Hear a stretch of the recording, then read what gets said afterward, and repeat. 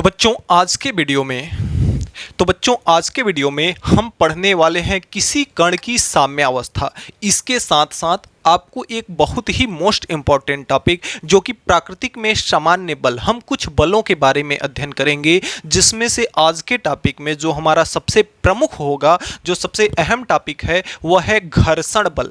घर्षण बल का आज के वीडियो में हम पूरी तरह से फुल्ली पोस्टमार्टम करने वाले हैं। तो बच्चों वीडियो काफ़ी इंटरेस्टिंग होने वाला है। और हाँ, कुछ बच्चे ये कह रहे थे कि सर नवबोध से पढ़ाइए, प्रबोध से पढ़ाइए। तो देखिए, नवबोध हो या प्रबोध, हम एनसीईआरटी के पैटर्न पर जो आधारित बुक है उससे पढ़ाते हैं। और हाँ, अगर आपके बुक में कोई टॉपिक ऐसा है जो कि नहीं मिलता है तो बकायदा आप कमेंट बॉक्स दिया हुआ है, कमेंट बॉक्स में कमेंट करके हमें बताइएगा। जो भी टॉपिक छूट जाएगा उस टॉपिक को मैं बिल्कुल वीडियो बना दूंगा। मैं पूरी तरह से आप लोगों के लिए काम कर रहा हूं और जिसके लिए मैं कोई भी शुल्क आप लोगों से नहीं लेता। हाँ, इतना ज़रूर कहता हूं कि अब ये अगर मेरी वीडियो आपको समझ में आती होगी तो अपने दोस्तों तक ज़रूर शेयर करें, ताकि इसका फ़ायदा ज़्यादा से ज़्यादा लोगों तक पहुँच सके। और दूसरी बात, एक चीज़ मैं बता देना चाहता हूँ कि अगर इस चैप्टर से संबंधित आपको नोट्स चाहिए तो आप मेरे टेलीग्राम चैनल का लिंक इस वीडियो के डिस्क्रिप्शन बॉक्स में दिया हुआ है। टेलीग्राम चैनल को सब्सक्राइब कर लें। जैसे ही इस पाठ का संपूर्ण टॉपिक खत्म होगा, पीडीएफ के रूप में आपको टेलीग्राम चैनल पर इस पूरे चैप्टर का आपको नोट्स प्रोवाइड कर दिया जाएगा। और कोशिश करेंगे कि पर डे जो पढ़ाया जा रहा है उसका नोट्स आपको मिल जाए। लेकिन प्रॉपरली अभी क्या है कि अभी थोड़ा सा अभी तैयारी उतनी नहीं हो पाई है, इसलिए नोट्स मिलने में थोड़ा लेट हो रहा है। लेकिन आप जैसे ही ये पाठ समाप्त होता है वैसे ही पूरा व्यवस्थित क्रम में इसका नोट्स आपको प्रोवाइड कर दिया जाएगा। तो अगर कोई टॉपिक छूटता है तो आप कमेंट बॉक्स में हमें कमेंट करके बताएं, मैं नेक्स्ट वीडियो में उसको आपको एक्सप्लेन कर दूंगा। तो बच्चों आज का जो हमारा टॉपिक है वह है किसी कण की साम्यावस्था। क्या है? किसी कण की साम्यावस्था यानी इक्विलिब्रियम। इक्विलिब्रियम क्या होता है? किसी भी पार्टिकल का इक्विलिब्रियम यानी साम्यावस्था क्या होता है? देखिए, अगर कोई भी, जैसे मान लेते हैं, जैसे अगर कोई ब्लॉक रखा हुआ है, यहाँ पर क्या रखा हुआ है, कोई ब्लॉक अगर रखा हुआ है, मान लेते हैं कि यह एक ऐसी व्यवस्था है जिस पर कोई भी ब्लॉक रखा हुआ है। इस पर मान ले रहे हैं हम कि 3-4 बल लग रहे हैं। 2 बल इसको इधर से लग रहे हैं, यानी 2 लोग इसको इधर से ढकेल रहे हैं और 2 लोग इसको इधर से क्या कर रहे हैं? खींच रहे हैं। तो हम देख रहे हैं कि इस पर लगने वाले संपूर्ण बल, चाहे जितने भी बल इस पर लग रहे हैं, सबका अगर बीजगणितीय योग देखें, बीजगणितीय योग का मतलब हुआ चिन्ह सहित योग। क्या हुआ? चिन्ह सहित योग। तो अगर किसी भी वस्तु, कोई वस्तु हमारे पास ऐसी है जिस पर लगने वाले संपूर्ण बल का मान, संपूर्ण बल का बीजगणितीय योग, बीजगणितीय योग किसके बराबर हो? बीजगणितीय योग किसके बराबर हो? 0 के बराबर। तो यह कहा जाता है कि ये जो वस्तु है कैसी है? साम्यावस्था की में है। अगर मान लेते हैं कि यह कोई रस्सी है, 2 लोग 10 न्यूटन के बल से इसको इधर की ओर खींच रहे हैं और 2 लोग 10 न्यूटन की बल से इसको इधर की ओर खींच रहे हैं। तो यहाँ पर ये देख रहे हैं कि 10 न्यूटन इधर की ओर से लग रहा है, 10 न्यूटन इधर लग रहा है। अगर दोनों का बीजगणितीय योग निकालें तो एक का +10 न्यूटन, दूसरे का -10 न्यूटन, मिला करके कितना हो गया? 0। तो कहा जाएगा कि यह रस्सी किस अवस्था में है? यह रस्सी इक्विलिब्रियम की अवस्था में है, साम्यावस्था में है। आइए परिभाषा पढ़िए कि यदि कोई पिंड संतुलन की अवस्था यानी वही साम्यावस्था यानी इक्विलिब्रियम। तो यदि कोई पिंड संतुलन की अवस्था में है तो इसका अर्थ यह है कि पिंड पर लगने वाले सभी बलों का चिन्ह सहित योग यानी सभी बलों का बीजगणितीय योग कितना है? 0 है। अब अगर देखते हैं कि यदि पहला नंबर है कि यदि कण पर 2 बल कार्य कर रहे हों, यदि कण पर 2 बल कार्यरत हो,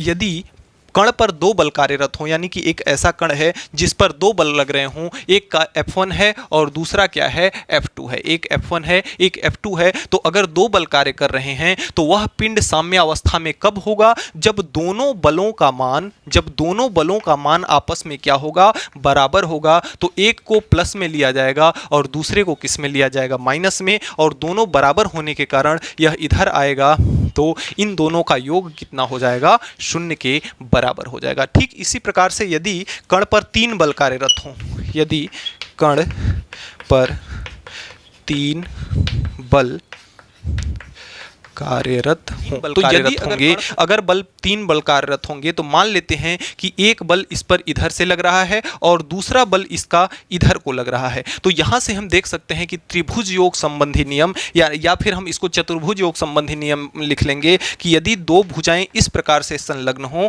चतुर्भुज योग संबंधी नियम क्या कहता है कि आपका जो चतुर्भुज संबंधी योग नियम है वह क्या कहता है कि यदि दो सदिश आपके इस प्रकार से जुड़े हों कि दोनों सदिश किसी समांतर चतुर्भुज की आसन्न भुजाएं यानी आमने सामने की भुजाओं को प्रदर्शित करते हों, तो वह क्या तो उसका जो परिणामी होता है वह उसके विकर्ण के बराबर होता है।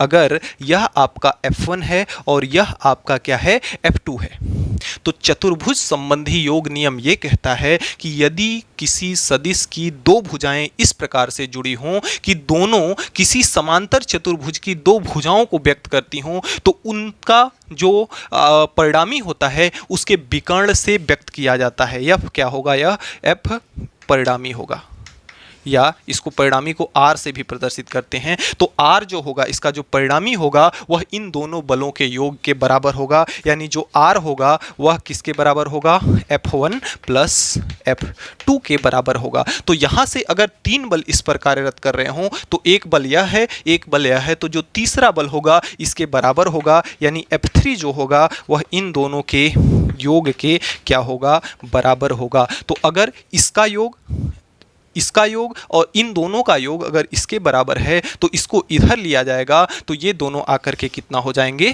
0 हो जाएंगे। तो इस तरह से हम साम्यावस्था को समझ सकते हैं कि यदि किसी वस्तु पर लगने वाले सभी बलों का बीजगणितीय योग किसके बराबर होता है, 0 के बराबर होता है, तो वह वस्तु किस में मानी जाती है, संतुलन की अवस्था में मानी जाती है। तो चाहे तो आप इसका स्क्रीनशॉट ले सकते हैं।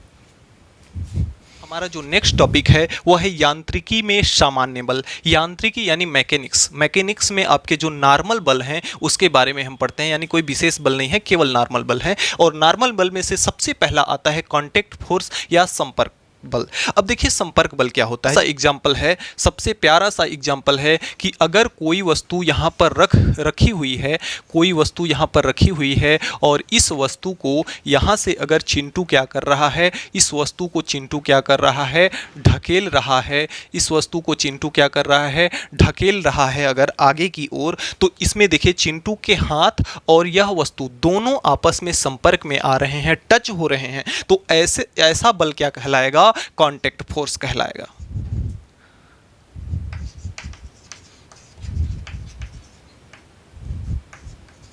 ऐसा बल कौन सा बल कहलाएगा, कांटेक्ट फोर्स। अब देखिए असंपर्क बल यानी कि नॉन कांटेक्ट फोर्स क्या होता है कि ऐसा बल, जैसे देखिए जस्ट इसका अपोजिट है, इसमें क्या होता है कि जब दो वस्तुओं के मध्य लगने वाला ऐसा बल होता है कि जो दो वस्तुओं के संपर्क में आने पर लगता है। लेकिन कभी आपने सोचा है कि कोई भी पत्थर जब हम फेंकते हैं ऊपर की ओर तो वह नीचे आता है, तो नीचे क्यों आता है, क्योंकि पृथ्वी गुरुत्वाकर्षण बल लगाकर उस पत्थर को अपनी ओर क्या करती है, खींचती है।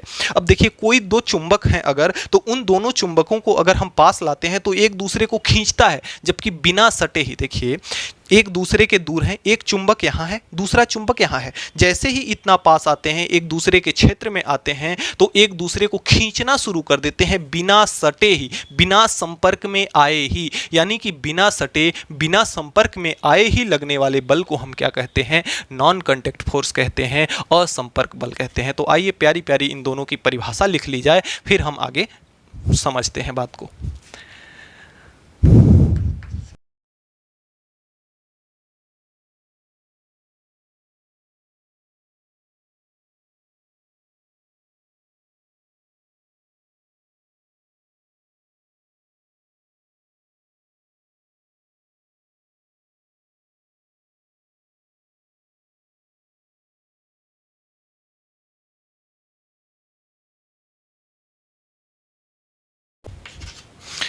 हाँ, तो परिभाषा पढ़िए कि ऐसा बल जो दो वस्तुओं को आपस में संपर्क आने पर लगता है, ऐसे बल को हम कांटेक्ट फोर्स कहते हैं। जैसे में आपका घर्षण बल हो जाएगा, स्यान बल हो जाएगा, किसी वस्तु को धकेलने में लगने वाला बल आपका कांटेक्ट फोर्स हो जाएगा। अगला नंबर है असंपर्क बल। तो ऐसा बल जो किसी वस्तुओं को बिना संपर्क में आए ही लगना शुरू कर दे या कार्य करना शुरू कर दे, तो वह बल क्या कहलाता है? असंपर्क बल कहलाता है। जैसे गुरुत्वाकर्षण बल, चुंबकीय बल, वैद्युत बल इत्यादि। ये जो जितने भी बलों का आप नाम सुन रहे हैं, बारी बारी से आप सभी बलों के बारे में विस्तृत एकदम पढ़ने वाले हैं। जैसे जैसे आपकी कक्षा में आता जाएगा, आपकी क्लास में आता जाएगा, मैं सारे बलों को बारी बारी से एक्सप्लेन करूंगा। तो आप चाहे तो इसका एक स्क्रीनशॉट लें, फिर हम आगे चलते हैं घर्षण बल की ओर। तो बच्चों, अगले क्रम में जो हमारा टॉपिक है वह है घर्षण बल। अब देखिए घर्षण बल क्या होता है। नाम तो अभी तक आपने बहुत सुना है घर्षण बल का इस पाठ के अंतर्गत। अब आइए समझते हैं कि घर्षण बल क्या होता है। देखिए, जब दो, ध्यान से सुनिएगा कि जब दो पृष्ठों के मध्य, जैसे अगर ये दोनों मेरे हाथ हो गए, ये दोनों मेरे हाथ हो गए, तो एक पृष्ठ इस हाथ का ये वाला हो गया, ये सारा, और एक पृष्ठ इस हाथ का ये वाला हो गया। तो दो पृष्ठों के मध्य लगने वाले ऐसे बल जो कि दो पृष्ठों के मध्य होने वाली सापेक्ष गति का क्या करते हैं? विरोध करते हैं। उसे हम क्या कहते हैं? घर्षण बल कहते हैं। फिर से एक बार सुनिए कि दो पृष्ठों के मध्य लगने वाला ऐसा बल जो पृष्ठों के मध्य होने वाली गति का, जो पृष्ठों के मध्य होने वाले गति का क्या करता है? विरोध करता है। हमने देखिए पढ़ा है गैलीलियो भाई साहब के अनुप्रयोग में कि अगर किसी वस्तु को हम थोड़ा सा बल दे देते हैं, तो अगर वह सतह घर्षण रहित है तो वह वस्तु निरंतर चलती रहेगी। यानी कि किन्हीं भी दो पृष्ठों के मध्य या दो वस्तुओं के मध्य जब गति होती है, तो उस गति को रोकने वाला एक बल होता है। हमने आपको बताया कि आप संसार में कोई भी काम करके देख लीजिए, संसार में कोई चीज ऐसी नहीं है जिसका विरोधाभास न हो, जिसको कोई रोकने वाला न हो। जैसे देखिए, चुनाव में अगर नेता खड़े होते हैं तो उसको रोकने वाला उसका प्रतिपक्ष खड़ा होता है। अगर अपने ही समाज में देख लीजिए कि अगर आप अपने समाज में बहुत तरक्की करने लग जाएं, तो जो आपके पास पड़ोस के लोग होंगे वह आपसे जलना शुरू कर देंगे और आपको आगे बढ़ने से रोकना शुरू कर देंगे। तो दुनिया में कोई भी चीज़ ऐसी नहीं है जिसका विरोधाभास आज तक न हो। तो वही विरोधाभास यहाँ भी देखने को मिलता है। और ये कहाँ देखने को मिलता है? दो पृष्ठों के मध्य। जैसे अगर मान लेते हैं कि यह हमारा डस्टर है और यह इस ग्रीन बोर्ड पर गति कर रहा है, तो एक पृष्ठ तो इस डस्टर का हो गया और दूसरा पृष्ठ यह ग्रीन बोर्ड का हो गया। अब इन दोनों पृष्ठों के मध्य एक ऐसा बल कार्य कर रहा है जो कि इसकी मध्य होने वाली गति का क्या कर रहा है? विरोध कर रहा है। अगर ऐसा नहीं होता तो इस डस्टर को हम एक बार गति देकर, एक बार थोड़ा सा बल देकर छोड़ देते, तो यह डस्टर निरंतर इस पर क्या करता? चलता रहता। लेकिन इसमें क्या है कि जैसे ही हम इस पर बल लगाना बंद कर देते हैं, डस्टर रुक जाता है, फिर से बल लगाते हैं, चल जाता है। तो क्यों ऐसा होता है? इन दोनों के पृष्ठों के मध्य, इसके और इसके मध्य रोकने वाला, इनकी गति को रोकने वाला एक बल कार्य कर रहा है, जिसे हम किस नाम से जानते हैं? घर्षण बल के नाम से जानते हैं। तो कोई आपसे अगर ये पूछे कि घर्षण बल किसे कहते हैं, तो दो पृष्ठों के मध्य लगने वाला ऐसा बल जो कि दोनों पृष्ठों के मध्य होने वाली सापेक्ष गति का क्या करता है? विरोध करता है। उस बल को हम क्या कहते हैं? घर्षण बल कहते हैं। अब देखिए, घर्षण बल अगर लगता है तो घर्षण बल का कारण क्या है? What is reason of friction force? तो इसका रीजन ये है कि जैसे अगर इस डस्टर और चाक को हम माने और इसको गति कराएं, तो इस डस्टर में आप देखेंगे अगर माइक्रोस्कोपिक लेवल पर इसको देखें, इसको अगर माइक्रोस्कोपिक लेवल पे देखें, तो इसमें छोटे छोटे गड्ढे नजर आएंगे। क्या नजर आएंगे? छोटे छोटे गड्ढे इस प्रकार से नजर आएंगे। माइक्रोस्कोपिक लेवल पे देखें तो दोनों के मध्य ऐसे गड्ढे हैं। तो अगर ऐसे गड्ढे होंगे दोनों के मध्य ऐसे गड्ढे होंगे जो कि एक दूसरे की गति को क्या कर देंगे? इंटरलॉक कर देंगे। तो क्या इनके मध्य जो गति हो रही है, तो ये गड्ढे क्या करते हैं? इनकी गति को क्या करते हैं? रोक देते हैं। यही आपके फ्रिक्शन फोर्स का कारण है। तो आइए इसकी लैंग्वेज लिखते हैं, फिर हम आगे इस टॉपिक को कंटिन्यू करेंगे।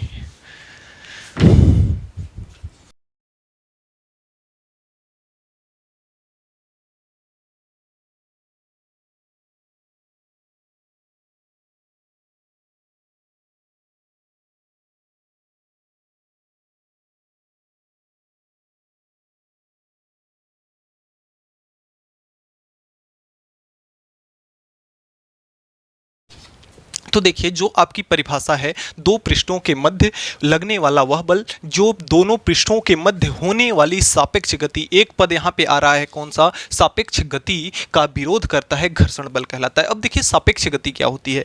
जैसे अगर ये दोनों पृष्ठ हैं और ये आपस में चल रहे हैं, तो अगर दोनों पृष्ठों की गति एक समान हो जाएगी, दोनों पृष्ठों की गति एक समान हो जाएगी, तो इन दोनों को आपस में रगड़ने का कोई मतलब ही नहीं है और यहाँ पे तब कोई भी घर्षण बल कार्य नहीं करेगा, दोनों पृष्ठ एक समान गति से चलना शुरू कर देगा। लेकिन सापेक्ष गति का मतलब यहाँ ये है कि एक पृष्ठ की रफ्तार अलग हो और दूसरे पृष्ठ की रफ्तार अलग हो, या तो इसी में कम ज़्यादा हो, या तो एक की गति इस तरफ हो तो दूसरे की गति इस तरफ हो, यानी एक दूसरे के विपरीत हो या उनकी गति में अंतर हो, वह क्या कहलाएगा, आपकी सापेक्ष गति कहलाएगी। तो कारण देखिए कि यदि हम किसी वस्तु को माइक्रोस्कोपिक यानी कि सूक्ष्मदर्शी लेवल पर देखें तो आपस में क्या होती है, सतह जो होती है आपस में खुरदरी होती है और जो कि क्या करती है, गति में, सापेक्ष गति में रुकावट का कारण बनती है और यही क्या है, घर्षण का कारण है।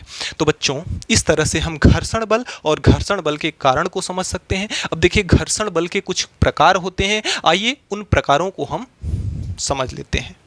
तो देखिए घर्षण के प्रकारों में से सबसे पहला हमारा है एस्थेटिक घर्षण यानी कि स्टैटिक्स घर्षण। तो देखिए स्टैटिक्स फ्रिक्शन क्या होता है, स्थैतिक घर्षण क्या होता है। जैसे अगर कोई वस्तु है, अगर कोई वस्तु मान लेते हैं सपोज दैट कि यह वस्तु किस अवस्था में है, विराम की अवस्था में है, रुकी हुई है यानी कि रेस्ट पोजीशन में है। यह वस्तु कैसी पोजीशन में है, रेस्ट पोजीशन में है। अब देखिए मान लेते हैं कि एक छोटा सा बच्चा है, यहाँ पे एग्जाम्पल के सहारे समझते हैं कि जैसे अगर यह वस्तु रेस्ट की अवस्था में है, रुकी हुई अवस्था में है, अगर एक छोटा सा, अत्यंत छोटा सा बच्चा है, मान लेते हैं इस वस्तु का भार कितना है, मान लेते हैं कितना है, 30 केजी है। इस वस्तु का भार कितना है, 30 केजी है। तो समझ सकते हैं कि देखने में छोटा है लेकिन बड़ी वस्तु होगी। तो अगर 30 केजी की वस्तु है और इस पर एक छोटा सा, प्यारा सा, नन्हा सा बच्चा आकर अगर इस वस्तु को क्या करना शुरू कर दे, ढकेलना शुरू कर दे, तो क्या पॉसिबल है कि यह वस्तु हिलेगी? वही बच्चा अगर मान लेते हैं कि वही वस्तु कितने केजी की है, 30 केजी की है, 30 केजी की है और वस्तु किस में है, रेस्ट पोजीशन में है, विराम की अवस्था में है। अब यही बच्चा थोड़ा सा बड़ा हो चुका है, कितने साल का, 5 साल का। अब यह वस्तु अगर वस्तु को धक्का देना शुरू करे, अगर इस वस्तु को क्या करना शुरू कर दे, तो धक्का देना शुरू कर दे अगर, तो क्या यह वस्तु गति करेगी? क्या यह वस्तु गति करेगी? अगर यही मान लेते हैं कि एक छोटा सा बच्चा है, मान लेते हैं कि यही बच्चा और ये वस्तु यही कितने केजी की है, 30 केजी की वस्तु है और ये बच्चा अब कितने साल का हो चुका है, 15 साल का बच्चा हो चुका है। अब यहाँ से यह फोर्स लगाकर इस वस्तु को अगर ढकेलेगा तो क्या यह वस्तु क्या गति करेगी? सोचिए। अब देखिए इसमें क्या होगा कि यह वस्तु, इस वस्तु के अंदर क्या है, जड़त्व का गुण है। कौन सा गुण है? जड़त्व का गुण है, जो कि जड़त्व का मतलब क्या है, आलस्य का गुण है। अब यह वस्तु अपने जगह से हिलना नहीं चाहेगी अपने आलस्य के कारण, अपने जड़त्व के कारण।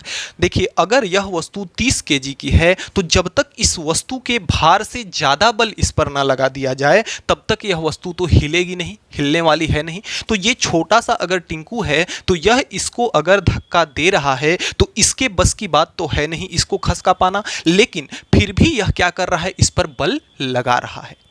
फिर भी यह इस पर क्या कर रहा है, बल लगा रहा है। यही टिंकू अगर 5 ईयर का हो गया, 5 ईयर का हो गया, तब इस पर बल लगा रहा है, फिर भी इसके बस की बात नहीं है। लेकिन अब यह कितने ईयर का हो गया, मान लेते हैं 18 ईयर का हो गया या 15 ईयर का हो गया, मान लेते हैं 15 साल का हो गया। तो अगर 15 साल का यह टिंकू हो गया तो अब यह क्या कर सकता है, इस वस्तु को पर इतना बल लगा सकता है। भाई 15 साल का बच्चा 30 केजी को अगर वह ढकेलना चाहे तो इतना बल तो लगा सकता है कि वह वस्तु अब चलने ही वाली होगी, यह ढकेल नहीं पाएगा इस वस्तु को, इस वस्तु को गति की अवस्था नहीं दे पाएगा, लेकिन इतना बल इस पे लगा सकता है कि उससे थोड़ा सा भी अधिक बल लगे तो वस्तु चल पड़ेगी। यानी कि इसके 30 केजी भार से थोड़ा सा कम यानी थोड़ा सा पीछे है, अगर थोड़ा सा भी अधिक बल लगा दे तो यह वस्तु क्या करेगी, चल पड़ेगी। इसी में देखिए घर्षण की सारी कहानी है आपके इन स्थैतिक घर्षण की, सीमांत घर्षण की और गतिज घर्षण की।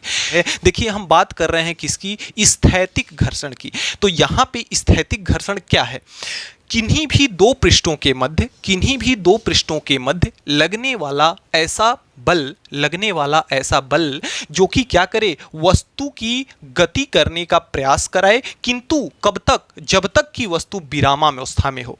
किन्हीं दो पृष्ठों के मध्य लगने वाला ऐसा बल, किन्हीं दो पृष्ठों के मध्य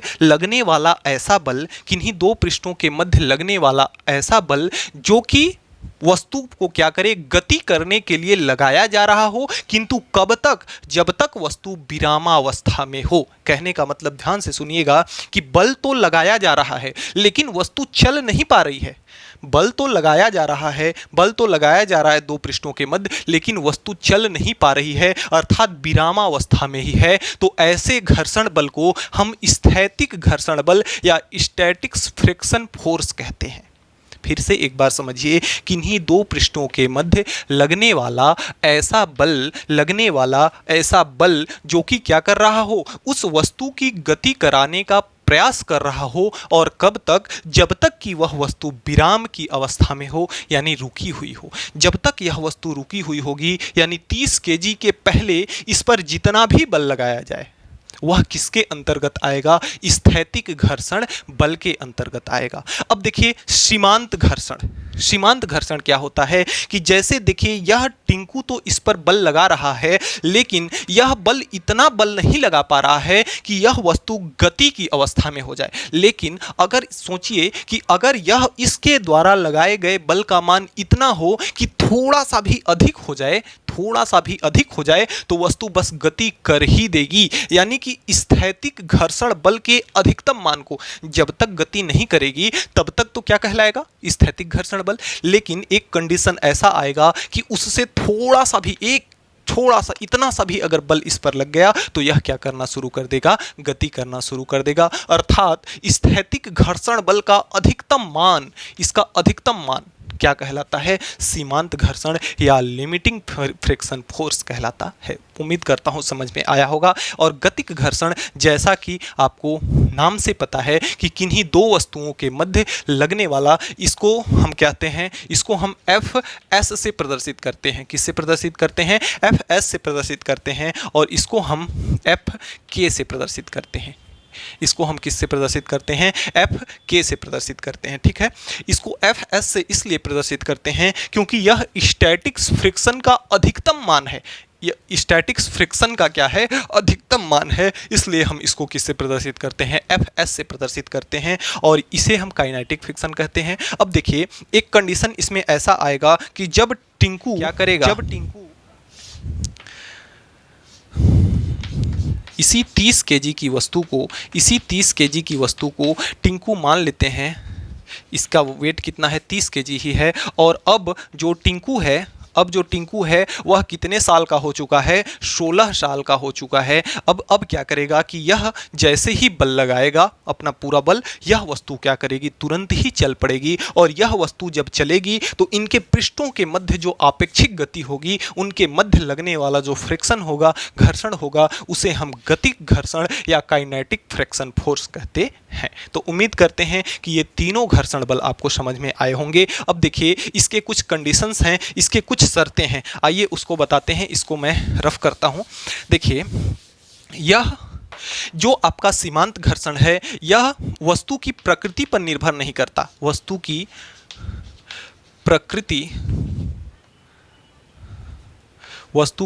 प्रकृति पर निर्भर नहीं करता। जो सीमांत घर्षण है वस्तु की प्रकृति पर निर्भर नहीं करता, चाहे वस्तु लकड़ी की बनी हो, चाहे वस्तु लोहे की बनी हो, चाहे वस्तु ज़्यादा भारी हो, चाहे वस्तु कम भारी हो, यह उस पर निर्भर नहीं करता। अगर इतना बल लगा दें कि वह वस्तु जस्ट चलने ही वाली हो, उससे अगर थोड़ा सा भी अधिक अगर हम बल लगा दें तो वह वस्तु चल पड़े, तो उस बल को हम क्या कहते हैं, सीमांत घर्षण कहते हैं। और दूसरा चीज़ कि यह जो सीमांत घर्षण बल होता है, यह प्रतिक्रिया बल प्रतिक्रिया बल के क्या होता है, अनुक्रमानुपाती होता है, अनुक्रमानुपाती होता है। प्रतिक्रिया बल के क्या होता है, अनुक्रमानुपाती होता है, यानी कि Fs अनुक्रमानुपाती प्रतिक्रिया बल n। जैसे कि अगर कोई वस्तु यहाँ रखी हुई है तो प्रतिक्रिया बल हमेशा ऊपर की ओर n लगता है और नीचे की ओर इसका भार बल mg लगता है। दो बल इस पर लगते हैं। कोई वस्तु अगर रखी हुई है, विराम की अवस्था में है, तो उस पर नीचे की ओर कार्य करेगा जो कि वस्तु का भार होगा, और अगर यह वस्तु नीचे की ओर भार लगा रही है तो हमने प्रतिक्रिया बल पढ़ा है कि जब पृथ्वी पर नीचे की ओर हम पैर से बल लगाते हैं तो पृथ्वी हमारे ऊपर की ओर बल लगाती है, तो यही ऊपर लगने वाला बल जो है इसी को हम कहते हैं प्रतिक्रिया बल। तो जो आपका सीमांत घर्षण बल होता है वह प्रतिक्रिया बल के क्या होता है, अनुक्रमानुपाती होता है। कहने का मतलब कि प्रतिक्रिया बल जितना ही तगड़ा होगा, जितना ही वस्तु का भार अधिक होगा, उतना ही पृथ्वी उस पर क्या करेगी, उतना ही अधिक बल लगाएगी, और जितना ही वस्तु पर अधिक बल लगेगा उतना ही हमें इसको गति करने के लिए ज्यादा बल लगाना पड़ेगा। तो अर्थात यह क्या है कि प्रतिक्रिया बल के क्या होता है, अनुक्रमानुपाती। हम जानते हैं कि जब अनुक्रमानुपाती का चिन्ह हटता है तो एक नियतांक आता है, तो Fs बराबर ये हो जाएगा μs इंटू n। अब यहाँ पे μs क्या है, μs है अनुक्रमानुपाती नियतांक, या इसको हम कहते हैं सीमांत घर्षण नियतांक। सीमांत घर्षण नियतांक, इसको हम क्या कहते हैं, सीमांत घर्षण नियतांक कहते हैं, या इसको नियतांक या गुणांक कहा जाता है। सीमांत घर्षण गुणांक कहा जाता है μs को। अब देखिए यह जो है गतिक घर्षण जो है, गतिक घर्षण भी, अब देखिए जो आपका गतिक घर्षण है यह वस्तु की प्रकृति पर निर्भर करता है, प्रकृति पर निर्भर करता है। जो आपका सीमांत घर्षण है वह वस्तु की प्रकृति पर निर्भर नहीं करता, लेकिन यह वस्तु की प्रकृति पर निर्भर करता है। और दूसरी चीज कि इसका जो मान होता है, इसका मान हमेशा सीमांत घर्षण से हमेशा क्या होता है, कम होता है। इसका मान हमेशा सीमांत घर्षण से कम होता है, यानी कि इस सीमांत घर्षण, भाई जितनी वस्तु बल लगाएगी अगर गति की अवस्था में हो जाएगी तो इस घर्षण का मान क्या हो जाएगा, कम हो जाएगा। इस घर्षण बल का मान क्या हो जाएगा, कम हो जाएगा। और अगली चीज कि जो F के होता है, यानी कि जो गतिक घर्षण बल होता है वह उस पर लगने वाले अभिलंबवत प्रतिक्रिया बल के, यह भी क्या होता है, अनुक्रमानुपाती होता है। तो प्रतिक्रिया बल n, सेम यही फार्मूला इसके लिए भी है कि यह जो गतिक घर्षण बल होता है उस वस्तु पर लगने वाले प्रतिक्रिया बल के क्या होता है, अनुक्रमानुपाती होता है। और जो यह अनुक्रमानुपाती नियतांक हटता है तो एक नियतांक आता है जिसे म्यू के कहते हैं। तो म्यू के इंटू क्या हो जाएगा, n। म्यू के इंटू में क्या हो जाएगा, n हो जाएगा, जहां पे म्यू के क्या आपका है, गतिक घर्षण गुणांक। गतिक घर्षण गुणांक हमने आपको बताया कि जो गतिक घर्षण है वह सीमांत घर्षण से कम लगता है। इसको एक ग्राफ के सहारे हम क्या करते हैं, ग्राफ के सहारे समझते हैं इसको। आइए यहाँ पे, तो अगर यह एक ग्राफ है, इसका यह एक क्या है, ग्राफ है। इस पे मान लेते हैं कि आपका बाह्य बल है और इस पर क्या है, घर्षण बल है। यानी इसका कहने का मतलब है कि इधर ऊपर की ओर हम जब बढ़ेंगे तो घर्षण बल का मान बढ़ेगा और इधर की ओर हम बढ़ेंगे तो बाह्य बल का मान बढ़ेगा। तो देखिए जो सीमांत घर्षण है, गतिक घर्षण है, अगर हम बाह्य बल को बढ़ाते जाएं तो घर्षण का मान क्या होता है, बढ़ता जाता है। जैसे चिंटू अगर 5 साल का था और इस वस्तु को नहीं हिला पा रहा था। यह वस्तु कितने केजी की थी, 30 केजी की वस्तु थी, और 30 केजी की वस्तु को चिंटू नहीं ढकेल पा रहा था 5 साल की उम्र में, लेकिन 10 साल भी उम्र हुआ तो भी नहीं इसको हिला पाया। तो मान लेते हैं 5 साल की उम्र में वह इतना बल लगाया फिर भी वस्तु नहीं हिली। फिर 10 साल का जब हुआ, इतना बल लगाया फिर भी वस्तु नहीं हिली, और फिर 15 साल का हुआ तो इतना बल लगाया फिर भी वस्तु नहीं हिली। तो यहाँ तक तो पूरा क्या था, इसका स्थैतिक घर्षण था। लेकिन जैसे ही 16 साल हुआ, इससे एक पॉइंट आगे बढ़ा, वैसे ही वस्तु को इतना बल दे दिया 15 साल का जैसे हुआ इतना बल दे दिया कि थोड़ा सा और अधिक, यानी कि जैसे ही वह 16 साल का होगा यानी थोड़ा सा भी अधिक उसके अंदर बल आ जाएगा तो वह वस्तु को चला सकता है। यानी सीमांत घर्षण यहां तक तो आपका क्या था,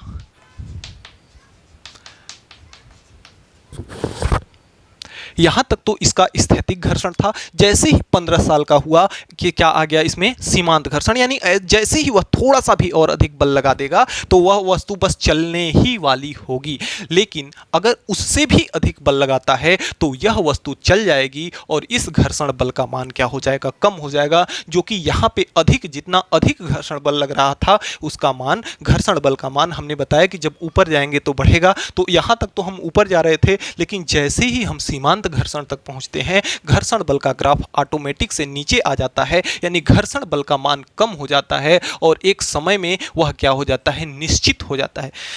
5 साल का था, 6 साल का था, 7 साल का था, थोड़ा थोड़ा बल उससे बढ़ता गया और बल बढ़ने के साथ साथ भी वह वस्तु को नहीं खिसका पाया, बल बढ़ने के साथ साथ भी वस्तु को नहीं खिसका पाया। और जैसे ही वह 15 साल का हुआ तो 15 साल से थोड़ा सा भी अधिक आया तो वह इतना बल लगा दिया कि वस्तु खिसक गई। और जब वस्तु खिसक गई तो जितना बल लगा रहा था उतने बल की भी आवश्यकता उसको नहीं हुई। समझ में बात को आ रही है आपको? जैसे अगर कोई एक पत्थर है, मान लेते हैं कि अगर कोई भी गाड़ी है, मान लेते हैं कि जो बच्चे अपना गुड़गुड़िया कर वाली गाड़ी बनाते हैं वही गाड़ी है। अगर कोई भी गाड़ी है, मान लेते हैं कि 20 किलो की है, यानी भारी भरकम गाड़ी है, तो कोई अगर बच्चा है वह गाड़ी रुकी हुई है तो उसको खींच करके नहीं सरका पाएगा। लेकिन अगर वह गाड़ी किसी रफ्तार से चल रही है तो उसको निरंतर चलने के लिए बच्चा उसको खींच करके उसकी गति को बनाए रख सकता है। यानी कहने का मतलब यह है कि जब वस्तु चलने लगती है तो उसमें घर्षण बल का मान कम हो जाता है और एक निश्चित हो जाता है कि इतना ही लगेगा, इससे न तो ज़्यादा लगेगा और ना ही कम लगेगा। तो इस ग्राफ को हम इस तरह से समझ सकते हैं। बाकायदे नोट्स में आप इन ग्राफ को भी बना लेंगे।